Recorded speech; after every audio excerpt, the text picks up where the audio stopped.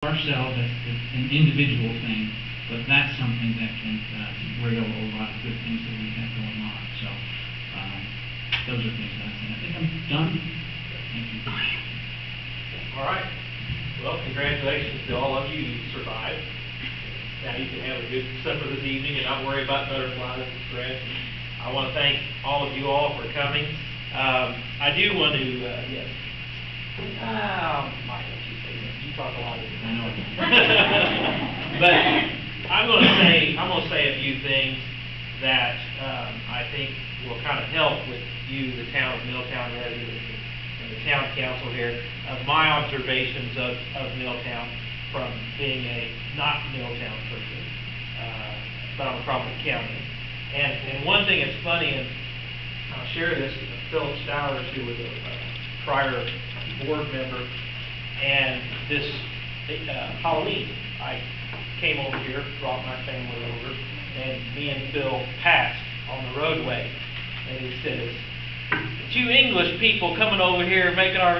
and he says, or I mean Marengo, you know, because I've lived in English and now live in Marengo, but there's a reason why I came here, okay? If that says anything for your town, there's a reason why I came to Milltown to trick-or-treat, and I didn't trick-or-treat in Marengo or English. One, because English didn't have any town left. But I could have went to Milltown. One of the things also that I think your town has a unique asset to, and Monty's talked about is money, that's the biggest liability, or one of the liabilities that he sees is money, but really Milltown has got a pretty good advantage over the other counties, or other towns in the county, because you do have Harrison County, who's got a big pocketbook. You know, in Marengo and Milltown and Eckerty and Leavenworth and Alton, and all those towns don't have that. That's how you see them. Another thing is the Blue River. And again, as you all said, that is one of the biggest assets. Natural resources to this area is one of the reasons why that town is here. For the Blue River, that created the mill, that created income, and then also the limestone and the quarries. I mean, that's why I didn't know until just 10 years ago that Speed Road was actually called Speed Road. I thought it was because everybody drove fast on it. For all my life, I thought that's why it was called Speed Road. Until I learned that speed was becoming the quarry and all of that. So, you know, we learn things as we go along. And I'm sure for Ronnie, you know, you lived on a state highway. And I'm sure you probably didn't mind that road bypassing you. But it hurt a lot of other people, you know. So everybody has, you know, can see different things. Another thing I can say about the town of Milltown that they've done historically over the years in different boards, but not different boards, because I don't think Kathleen Ronkamp ever served as a town council member. So as you said earlier, somebody said that, you know, it's your people and it's your volunteers who are going to step up. Okay? And so having people like Kathleen that put the time and effort into being good townspersons and to, you know, having a genuine interest in their town and not gaining anything from it, and that's a very valuable asset. Okay? Could I make a comment? Not yet. Oh, okay. The river, like you also said, is also, again, as an asset and as a liability. And because you take English and Marengo, those towns have all flooded and they've become ghost towns now because of that flooding issue. Milltown has done something about it. Marengo and English weren't able to do that before, and Leavenworth before they were moved. And lastly, the sidewalk. And the reason I really am glad the sidewalk issue has come up is because when I was trick-or-treating and I was walking along the road and I looked and I was like, there used to be a sidewalk here. Why isn't that sidewalk there anymore? Because the maintenance department didn't keep that up. Okay? That's how I figured it probably isn't there anymore.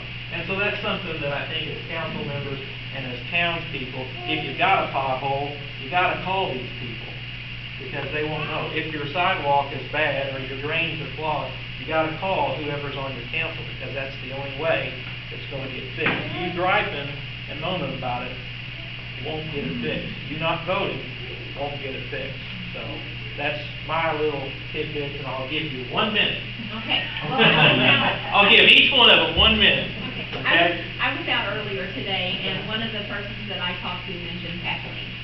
And she commented that she was glad that we were running again, because she was afraid the town would fold when Kathleen passed away, and that no one would pay attention to it anymore. So, and that speaks for what Kathleen's done. But I want to thank everybody for coming today. I'm not going to get into any issues. I don't think this is the time. I appreciate everybody coming today and taking an interest, and I hope you all go vote on Tuesday if you've not already voted. And I just appreciate how much everyone takes, the people that take an interest in Milltown do a great job. And I just appreciate everybody that comes to the meetings, that takes an interest, and wants to see us keep moving in the right direction. Bill, I'll give you 1 minute. Thank you. I'm glad to see everybody out here tonight as well, and I'm glad, talking about Kathleen, I'm glad that she got to live long enough to go across the bridge to do something in the bridge, which is nice, because she really didn't see that. So I'll tell you, thank you for coming out. I'm watching the clock. You're watching the clock. You know I can do it. Hey, you don't I'll get try. his 50 seconds. You know I can try. I can just take this out and talk. Well, first of all, I'd like to thank everybody for coming out. You guys are showing interest. You know the importance of what's going to be happening on Tuesday. You know us, a lot of us, some of us you don't know so well, but you probably already know who you want to vote for, and that's great, but the important thing is to get out and vote. Know who you're going to vote for, know what they stand for. If you don't know what they stand for, either you need to find out what they stand for or look another direction. I think it's very important for you to understand that this isn't something that's just going to happen and go away next week, or you'll be able to change it next week. I think we found that out with another elected position here in town. You got it for 4 years. Pay attention to what each of us stand for.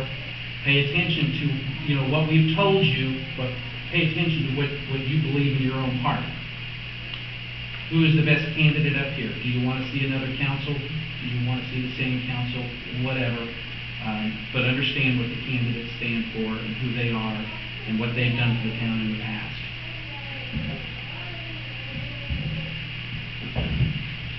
Well, I'd like to thank everybody for coming out and showing thanks for moderating for us. And I'd like to thank the candidates that are here, win, lose, or draw. It's not a glory job, and there's not a lot of monetary gain by it. It's total commitment to the community. And thank you, folks, once again for coming out and listening to it.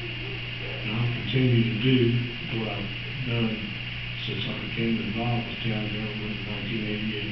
Thank you. My dad, I was with him at one of the elections when they were counting the votes in the old courthouse, writing them up by hand, and everybody's trying to calculate them. And just wasn't really sure on this one particular race, and it took a while before, because it was close, and it come down to just votes. And the woman who got beat tried a hard race, but I remember my dad walking up here, this before he got into politics, and he said, winning's not always such a bad, or losing is not always such a bad thing. Because of all the responsibilities and headaches, and I've learned that being on the school board now and the council is that there's a lot of pressures that go with it. So, thank you all, and come up and talk to these people if you have any more questions. We won't flag you off.